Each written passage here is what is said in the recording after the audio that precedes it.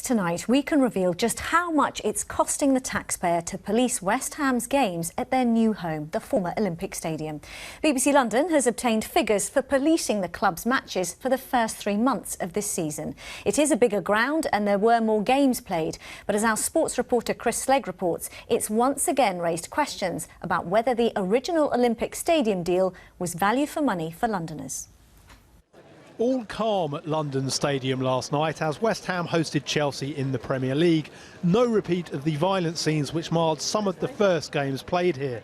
It's a lot safer, a lot friendlier for families and everything, yeah. The early games here, there were problems, but I think that's all been sorted out now.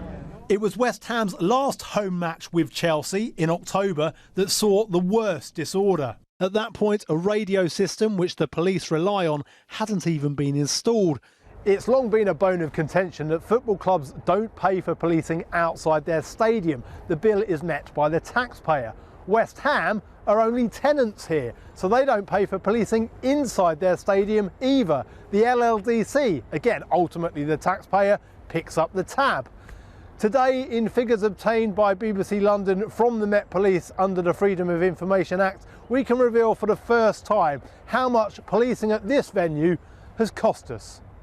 In the first 3 months of last season, when West Ham played at Upton Park, it cost just over £108,000 to police their matches. In the same period this season, at London Stadium, that had soared to more than £381,000.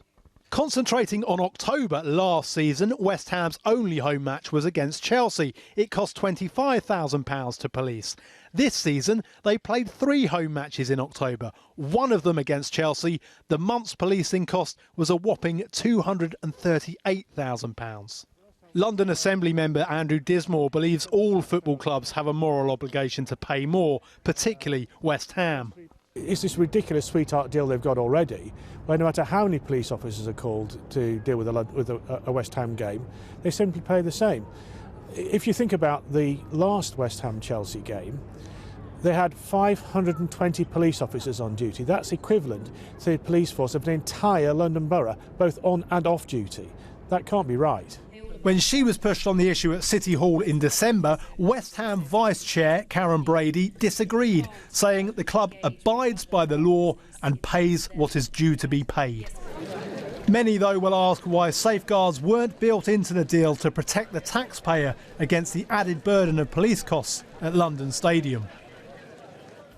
Well, on that note, Chris is here. So does this all stem back to that original controversial West Ham deal approved by the former mayor? Yes, it does, Riz, and I think, first of all, I need to point out we're not comparing like for like. We can't. The most recent figures we were able to obtain were for the first 3 months of the season as a monthly breakdown, and West Ham played more home games this season than last. And of course, they're at a much bigger stadium now, 57,000 seats at London Stadium, just 35,000 seats at Upton Park. But that latter point is part of the problem, given that we knew West Ham were moving to a much bigger stadium and there would likely be a greater drain on police resources. Why was it not built into the deal that West Ham should have to pay for any costs inside their stadium in the same way that any other football club would have to do so? Now, the LLDC have pointed out to us today that there was always going to be some teething problems, and that is understandable. And one of those teething problems was, of course, that very serious issue of there not being the necessary police radio system installed until, I believe,